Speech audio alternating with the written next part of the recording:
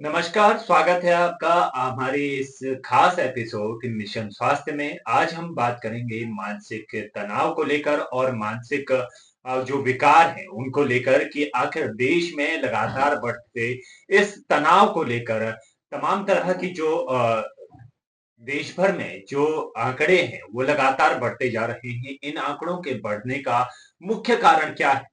और इस पर तमाम संगठन काम कर रहे हैं, पर उसका जो धरातल पर जो आंकड़े हैं वो कहीं भी नजर नहीं आ रहे हैं। हमारे भारत में हर साल लगभग 13,000 के करीब बच्चे आत्महत्या क्यों कर जाते हैं? इसका मुख्य कारण क्या है? क्या मानसिक तनाव के कारण इस तरह की लगातार जो शिकायतें हैं, जो केसेस हमें देखने को मिलते हैं, वो क्या दर्शाते हैं? वही जानने की हम आज कोशिश करेंगे कि आखिर इस तरह का जो मानसिक तनाव है, वो लगातार हमारे ज़हन में क्यों आता है? हमारे पास जो लगातार जो विशेषज्ञ बताते हैं कि इन चीज़ों में हमें कैसे किस तरह की सावधानियाँ बरतनी चाहिए। हमारे साथ फॉरएवर हैप्पीनेस से हमारे साथ आए हैं पुष्पा जी हमारे साथ जुड़ी हैं, उनसे जानने की कोशिश करेंगे कि जिस तरह से लगातार मानसिक तनाव है। सबसे पहले तो बहुत-बहुत स्वागत है पुष्पा जी आपका। नमस्कार। आपका संगठन सबसे पहले मेरा एक क्वेश्चन होगा कि आपका संगठन कितने समय से इस काम को कर रहा है और क्या आपका इसका मुख्य उद्देश्य है? क्या सावधानियाँ हैं आपके इस संगठन प्रकाश जी, मैं पिछले 7-8 सालों से इस विषय पे काम कर रही हूँ। जी।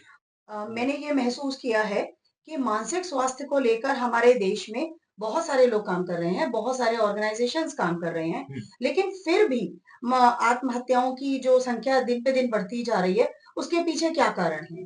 तो हमारा ऑर्गनाइज़ेशन भी फॉरएवर हैप्पीनेस इसी टॉपिक पर काम कर रहा है, हुँ, मानसिक स्वास्थ्य। लेकिन जब आपने देखा होगा कि आप किसी को भी ये बोलते हैं कि कोई मानसिक रोगी है या आपका मानसिक स्वास्थ्य अच्छा नहीं है, हुँ, तो लोगों का रिएक्शन बहुत अजीब तरीके का होता है, कि वो सोचते हैं मतलब मानसिक स्वास्थ्य खराब होने का मतलब लोग ये लेते हैं कि क्या मैं पागल हूँ? हुँ, मतलब वो खुलकर बात करना पसंद नहीं करते इस टॉपिक पर हुँ, और आप उनसे बात भी करेंगे ना तो आपको बड़ी अजीब तरीके से देखते हैं। हुँ, तो सबसे पहला लक्ष्य मेरे ऑर्गनाइज़ेशन का ये रहा है कि लोग इस पर खुलकर बात करें। हुँ, जैसे और बीमारियाँ हैं, और बीमारियों पर हम डॉक्टर्स के पास जाते हैं, उनसे खुलकर बात करते हैं कि मुझे ये प्रॉब्लम है, जैसे कि कैंसर हो गया, टीबी हो गई और बीमारियों पर भी हम डॉक्टर को बताते हैं।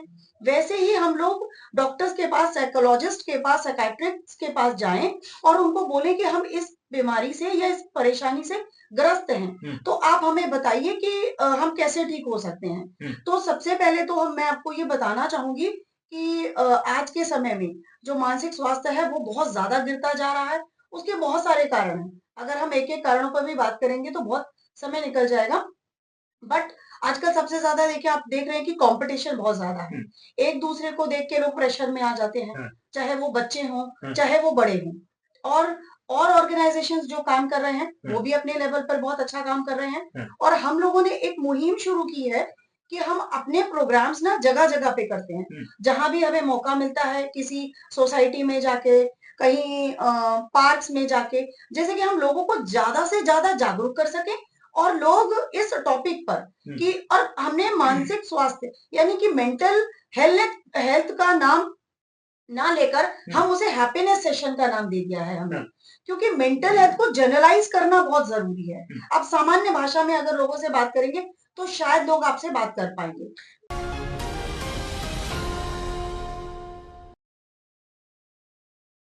आपने मानसिक स्वास्थ्य का क्षेत्र ही क्यों चुना? इसका मुख्य निर्णय ही इसको लेने का कोई मेन मकसद होगा कि हमें मेंटल हेल्थ पे ही काम करना है, मानसिक तनाव जो बच्चों के अंदर हो रहा है, उसी पे काम क्यों करना चाहा और भी टॉपिक को? प्रकाश जी इससे पहले मतलब मैं टीचिंग फील्ड में थी। हुँ, वहाँ पर मैंने देखा कि जो बच्चे हैं, हुँ, मतलब बच्चों की अजीब-अजीब, अलग-अलग तरह की शिकायतें, अलग-अलग तरह के विषय सामने आते थे।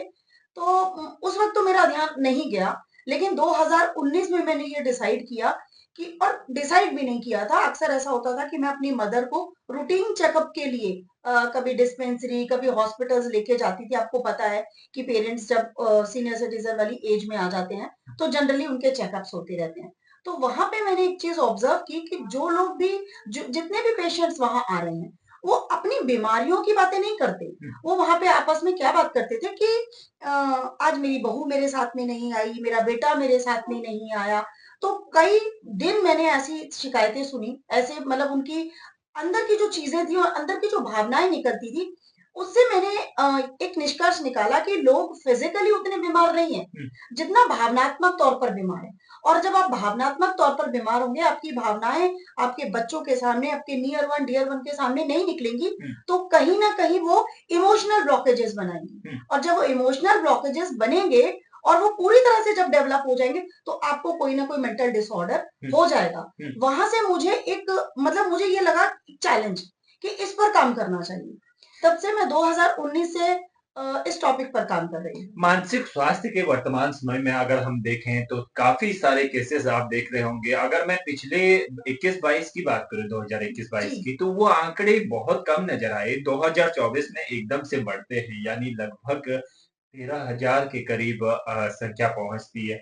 क्या संकेत देने की कोशिश है कि जो मानसिक स्वास्थ्य को लेकर जो लगातार केसेज़ बढ़ रहे हैं, वो किस ओर संकेत कर रहे हैं?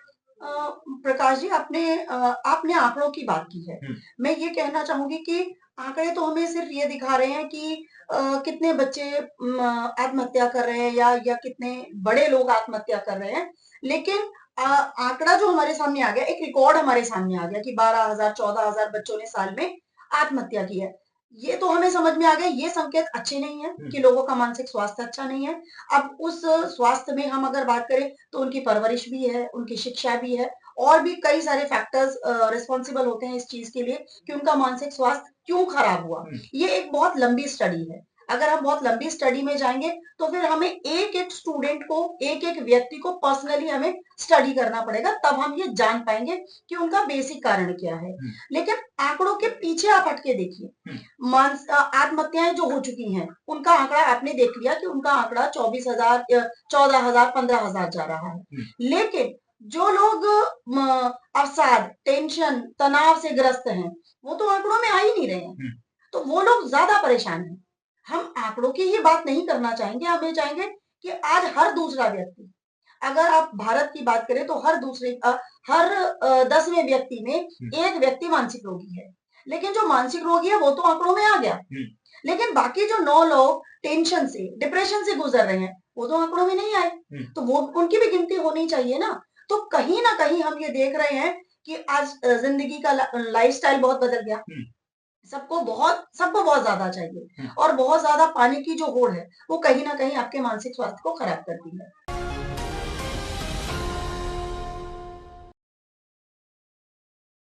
हमें हर चीज में चुनौतियों का सामना करना पड़ता है। अगर आप किसी भी संगठन से जुड़े हैं या फिर कहीं पर भी अगर आप कार्य क्षेत्र में काम कर रहे हैं, तो हमें कई सारी चुनौतियों का सामना ज़रूर करना पड़ता है। और आपके अनुभव क्या कहते हैं? क्योंकि जिस तरह से मानसिक स्वास्थ्य को लेकर जो लगातार जागरूकता चल रही है, उसको लेकर काफ़ी तनाव भी खुद के अंदर भी वो चीज़ें क्रिएट होती महसूस हैं। होती है। हाँ, तो आप क्या समझती हैं जो नई चुनौतियाँ हैं, जो चुनौतियाँ हमारे सामने सामने आती है, तो आपके क्या ऐसे अनुभव रहे जहाँ पर आपको चुनौतियों के नई-नई चुनौतियों का सामना करना पड़ता है? क्या अनुभव कहते हैं आप? प्रकाश जी, मैं इस बात पे एक बात कहना चाहूँगी, मतलब अपने अनुभव भी साझा करना चाहूँगी। हुँ, मैं हमेशा अपने हर प्रोग्राम्स में लोगों को ये कहती हूँ कि लाइफ़ कभी भी आसान नहीं होगी। हुँ, ज़िंदगी हमारे माता-पिता के समय में भी आसान नहीं थी, जी, हमारे समय में भी आसान नहीं है और हमारे बच्चों के समय में और मुश्किल हो जाएगी। हुँ, हमें जितनी भी चुनौतियाँ हमारे रास्ते में आ रही हैं, आप कुछ भी काम करेंगे, मतलब चाहे आप अपने प्रोफ़ेशन में हैं, चाहे बिज़नेस कर रहे हैं, चाहे कहीं नौकरी कर रहे हैं, जो भी कर रहे हैं, हुँ, चुनौतियाँ हमेशा सामने आएँगी। हुँ, लेकिन हम उनको जब डील करना सीख जाते हैं, उनको सँभालना सीख जाते हैं, तो हमारे लिए कोई भी चुनौती उतनी बड़ी नहीं होती जितना हम उसे बना लेते हैं। हुँ, लेकिन उसके लिए हमें एक माइंडसेट पर काम करना पड़ता है। आपने परिवारों में देखा होगा या अपने आस-पास भी देखा होगा, कुछ लोग बड़े पॉज़िटिव होते हैं। हुँ, वो कहते हैं चलो ठीक है ना, काम आपने शुरू कर दिया ना, जो होगा सो देखा जाएगा। जी, आपका वहाँ तनाव जो है ना कम आ गया, मतलब आपका टेंशन थोड़ी कम हो गई। लेकिन कुछ लोग इस तरह का, हाय मैंने शुरू तो कर दिया, वो होगा या नहीं होगा, पता नहीं क्या-क्या प्रॉब्लम्स आएँगी। अभी वो प्रॉब्लम्स आई नहीं है, हुँ, लेकिन आपने सोच के अपने माइंड को ये इंडिकेशन दे दिया कि इस तरह की प्रॉब्लम्स आ सकती हैं। हुँ, हो सकता है कि उस टाइम पे वो प्रॉब्लम्स आए ही ना। तो इसलिए हमें पहले से कुछ नहीं सोचना चाहिए। नेगेटिव जो नेगेटिव साइड्स हैं, उस हुँ। पर भी हमें ध्यान देना चाहिए। ध्यान दीजिए, लेकिन सॉल्यूशन पर आपका ध्यान ज़्यादा होना चाहिए।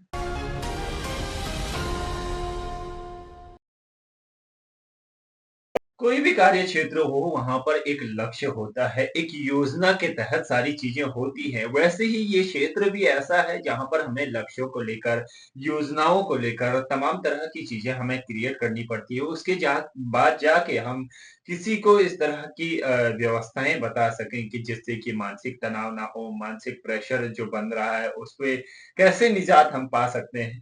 तो आपने ऐसे अपने संगठन से किस तरह की योजनाएँ बनाए हैं? किस तरह के आपके लक्ष्य हैं? और भविष्य में किस तरह की योजनाएँ आपकी हैं? हमारे प्रोग्राम हमारा जो ऑर्गेनाइज़ेशन है, उसका अभी मेन मकसद ये है कि हम ज़्यादा से ज़्यादा इस तरह के प्रोग्राम्स करें, जहाँ लोगों को मेंटल हेल्थ के बारे में बताएँ। हुँ, और जैसा कि मैंने आपको बताया कि हमने मेंटल हेल्थ वर्ड ही हटा दिया, हमने उसको हैप्पीनेस का नाम दे दिया। हुँ, हम जहाँ भी सेशंस करते हैं, तो वहाँ लोगों से इसी तरह से जुड़ते हैं कि देखिए, आप लोगों की लाइफ़ में, सबकी लाइफ़ में कुछ ना कुछ दबाव है। हुँ, उन दबावों को कम कैसे किया जाए? तो मेंटल हेल्थ वर्ड एक अलग तरह का एटमॉस्फेयर क्रिएट कर देता है। तो उसने उस शब्द को हटाकर हमने हैप्पीनेस सेशन का नाम दे दिया। हुँ, वहाँ लोग हमसे कनेक्ट हो पाते हैं।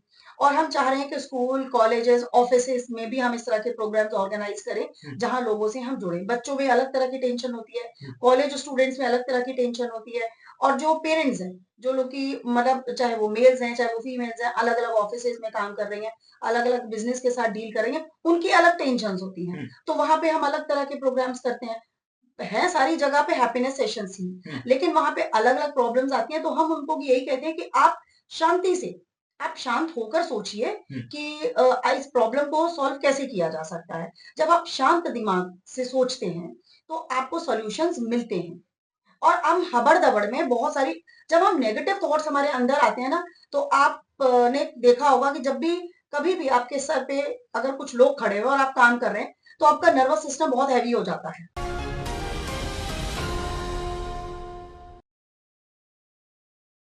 इस इन 5-6 सालों के अंदर 2019 से 2025 के बीच आपका कैसा अनुभव रहा? क्योंकि कई सारे ऐसे लोग रहे होंगे जो मेंटली डिस्टर्ब हैं या फिर मानसिक रूप से तनाव से ग्रसित हैं। तो ऐसे कितने लोगों का आंकड़ा आपके पास है और किन चुनौतियों से वो लोग गुज़र रहे हैं? कुछ आपके अनुभव क्या कहते हैं उसको लेके? मेरे अनुभव ये कहते हैं कि हमारे पास जो भी लोग आते हैं मेंटल हेल्थ को लेकर, तो हम उनकी प्रॉब्लम्स सुनते हैं और आजकल आपने देखा होगा कि हर इंसान को एक आदत है सुनाने की। हुँ, लेकिन जब हमारे पास इस तरह के लोग आते हैं जो किसी भी तरह की टेंशन या डिप्रेशन में हैं, हुँ, तो हम पहले उनको बहुत ध्यान से सुनते हैं।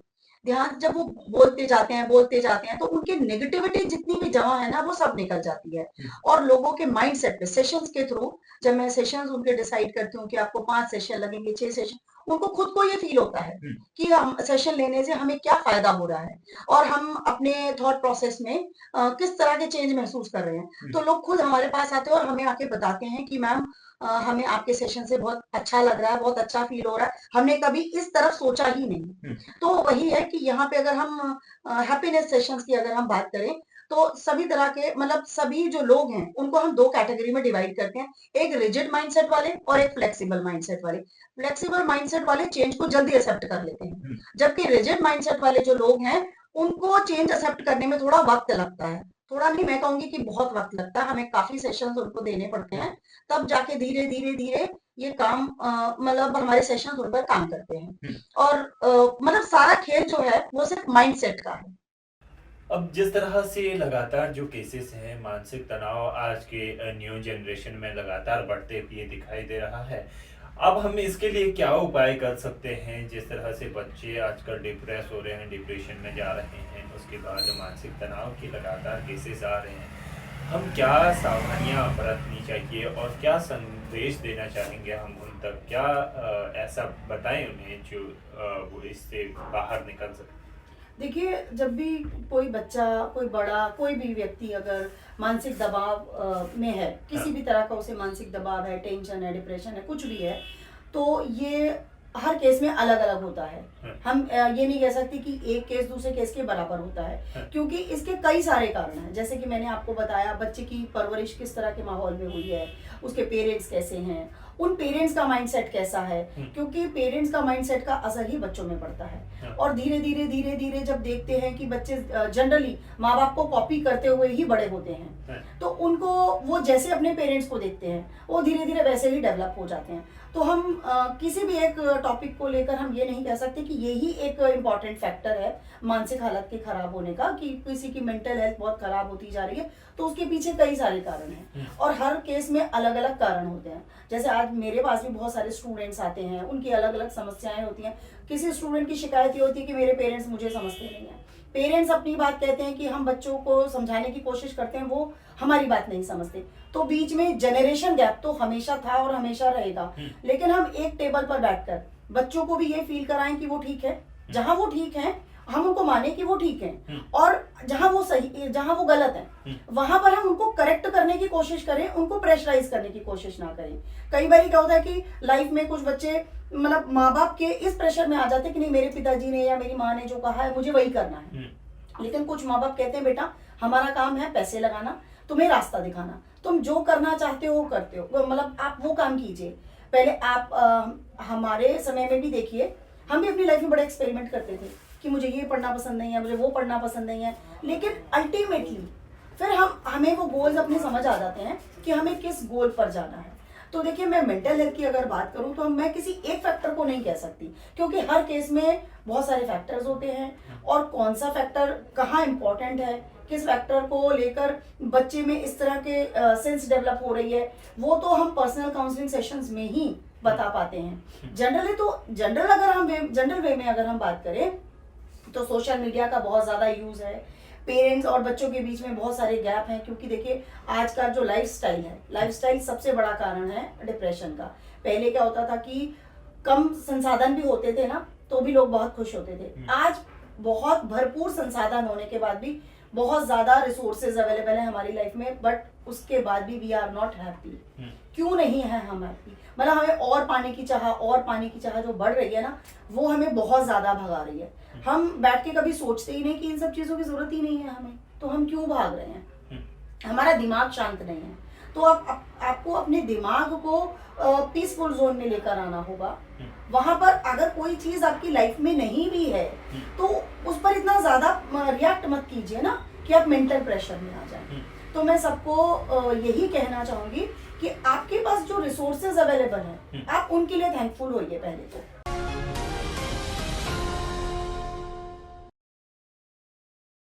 देश भर में बढ़ रहे हैं ये मामले, जो लगातार आत्महत्या के मामले लगातार बढ़ रहे हैं, उसके बाद भी यहाँ पर किसी भी तरह के जो कार्यक्रमों का जो कागजों में दिखाया जाता है कि हेल्थ इतने कैंप लग रहे हैं, तमाम जगहों पर अलग अलग तरह के कैंप लगाए जाते हैं। तो क्या हम इस तरह के सेशनों को किसी स्कूलों में या फिर किसी ऐसी जगह पर जहाँ पर क्राउड हो, जहां पर हम समझा सकें लोगों को कि ये तनाव जो है उसको खत्म करने की एक प्रक्रिया को, क्या अपनी ऐसी कोई व्यवस्था बनाई जिससे कि हम कॉलेजों में, बड़े बड़े कॉलेजों में और जहां पर ये इस तरह की घटनाएं हो रही हैं वहां तक कैसा संदेश देना चाहेंगे और उन लोगों के बीच किस तरह से जाना चाहेंगे आप? फॉर एवर हैप्पीनेस इसके लिए बहुत जोर शोर से काम कर रहा है। हम स्कूल्स में अप्रोच करते हैं। ऐसा नहीं है प्रकाश जी कि लोगों को मेंटल हेल्थ की बात समझ में नहीं आती है। मेंटल हेल्थ की बात लोगों को समझ में आती है, स्टूडेंट्स को समझ में आती है और बड़ों को भी समझ में आती है कि मेंटल हेल्थ का इशू क्या है। हम स्कूल्स में, कॉलेजेस में भी अप्रोच कर रहे हैं कि हम इस तरह के फंक्शंस और इस तरह के सेशंस ऑर्गेनाइज करें। लेकिन इसमें एक बहुत बड़ी प्रॉब्लम है, बहुत बड़ा चैलेंज है जिसके विषय में मैं आपको बताना चाहूंगी। चैलेंज ये है कि देखिए, गवर्नमेंट जो है इस तरह के सेशंस के लिए स्कूल्स को एक फंड प्रोवाइड करती है कि कोई भी आउटर फैकल्टी अगर आपके स्कूल में या कॉलेज में आकर इस तरह के सेशंस करना चाहती है तो आप उनको सेशंस दीजिए और उसका एक अमाउंट फिक्स होता है कि आप उस फैकल्टी को इतना अमाउंट दीजिए। तो जनरली क्या होता है, स्कूल्स जो है वो मना कर देते कि हमारे पास तो गवर्नमेंट से कुछ नहीं आता है। और कॉलेजेस भी जो हैं वो जानते हैं, और ऑर्गेनाइजेशंस भी। एक रेकी फाउंडेशन है जो कॉलेज लेवल पर बहुत अच्छा काम कर रहा है हैप्पीनेस को लेकर ही। तो वहां पे हमारे साथ यही दिक्कत आती है कि भाई अगर हमें आगे से देखिए हम काम कर रहे हैं, लोगों को जागरूक कर रहे हैं, लेकिन उसमें कुछ खर्चे भी शामिल होते हैं। हम कोई एक्स्ट्रा खर्चा उनसे नहीं मांगते कि हाँ भाई हमें बहुत ज़्यादा खर्चा चाहिए, लेकिन जो हमारा मिनिमम है, हमारी टीम जाती है, हम पूरे सेशंस करते हैं, उसके बिहाफ पे कई बार हमें इस तरह के चैलेंजेस देखने को मिले हैं और हम उन चैलेंजेस को मतलब कोशिश कर रहे हैं कि उन चैलेंजेस के साथ भी हम डील कर पाए। अब तक आप कितने कॉलेजों में या फिर कितने स्कूलों में आपने संपर्क साधने की कोशिश की जहां पर इस तरह की घटनाएं होती हैं, जहां पर मानसिक तनाव को लेकर जो सेशन करवाए जाते हैं? कितने स्थानों पर आप गए जहां पर आपको इस तरह के मामले लगातार बढ़ते हुए दिखाई दिए, और आगे की क्या रणनीति है आपकी? मेरी रणनीति यही है कि मैं वैसे दिल्ली यूनिवर्सिटी के जितने भी कॉलेजेस हैं सभी को अप्रोच कर रही हूँ और काफ़ी कॉलेजों में मेरी बात भी चल रही है। स्कूल्स में भी हम लोग अप्रोच कर रहे हैं कि हम स्कूल्स में भी जाएं और कई स्कूल्स में मैं सेशंस कर भी रही हूँ और वहाँ पर भी मेरी बात है। दूसरा क्या है, मैं आम जनता के बीच में भी इस तरह के प्रोग्राम्स कर रही हूँ। मेरा सबसे बड़ा मोटिव यही है, मेरा विजन यही है कि लोगों में पहले अवेयर हों लोग, और जब वो लोग अवेयर होंगे, उनकी हिचक जब खुलेगी धीरे धीरे खुलेगी कि भाई हाँ हम इस टॉपिक पर बात कर सकते हैं, तो मैं समझती हूँ कि और मेरा काम जो है वो सिर्फ कागजों में नहीं है। आप मेरे सेशंस को मेरे चैनल्स पर, मेरी वेबसाइट पर बहुत आराम से देख सकते हैं कि हम कहाँ कहाँ सेशंस कर रहे हैं और अगला पड़ाव हमारा दिल्ली पुलिस के साथ काम करने का है।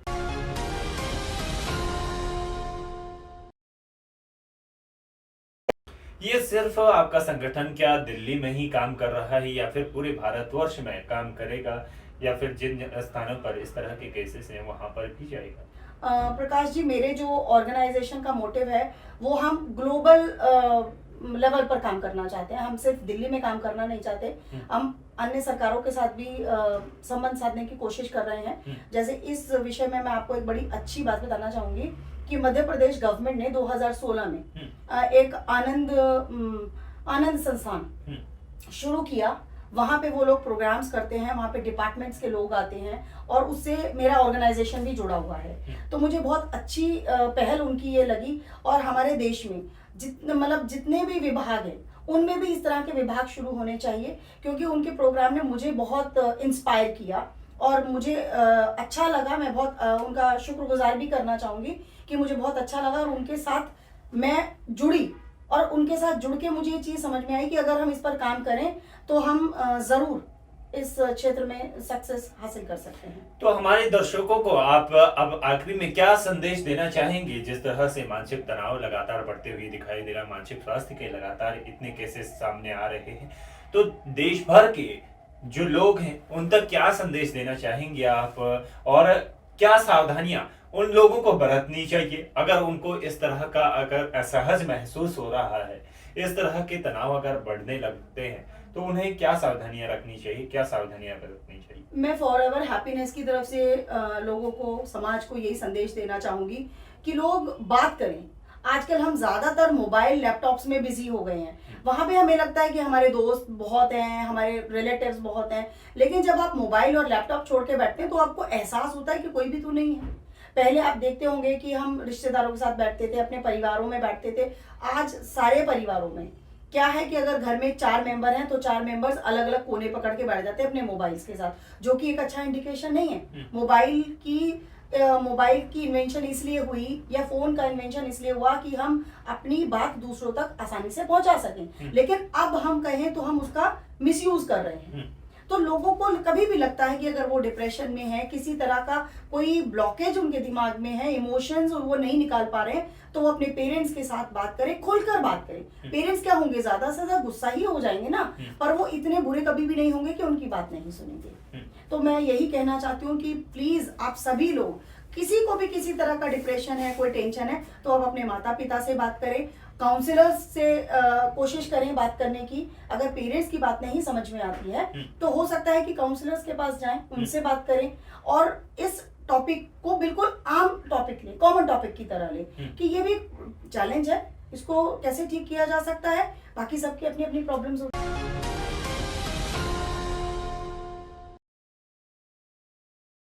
अगर इन दर्शकों को आप तक जुड़ना है तो वो किस तरह से आपकी हेल्प ले सकते हैं और क्या कुछ आप बताना चाहेंगे उनको? मैं उनको कहना चाहूँगी कि अगर वो फॉरएवर हैप्पीनेस से जुड़ना चाहते हैं, हमसे कभी काउंसलिंग सेशंस लेना चाहते हैं या सिर्फ बात भी करना चाहते हैं, तो हमारी वेबसाइट है, वेबसाइट पे जाकर हमारे वहाँ नंबर्स अवेलेबल हैं, वो हमसे नंबर्स के थ्रू हमसे बात कर सकते हैं, व्हाट्सएप के थ्रू बात कर सकते हैं। कभी भी उनको लगता है कि कॉल करना है तो वो कॉल पे हमें कांटेक्ट कर सकते हैं। बहुत बहुत धन्यवाद आपका हमारे इस सेशन में जुड़ने के लिए। और आपको जिस भी तरह की समस्याएं हैं मानसिक स्वास्थ्य को लेकर या फिर मानसिक तनाव को लेकर, जो भी आपके प्रश्न हैं, आप फॉरएवर हैप्पीनेस पे जाके उनसे पूछ सकते हैं, उनसे कंसर्न कर सकते हैं कि किस तरह से हमें इन चीज़ों से बाहर निकलना है। तो आप हमारे साथ जुड़े रहिए इस सेशन में और हम आगे भी इस तरह की वीडियोस लगातार आप तक लाते रहेंगे। तब तक के लिए नमस्कार।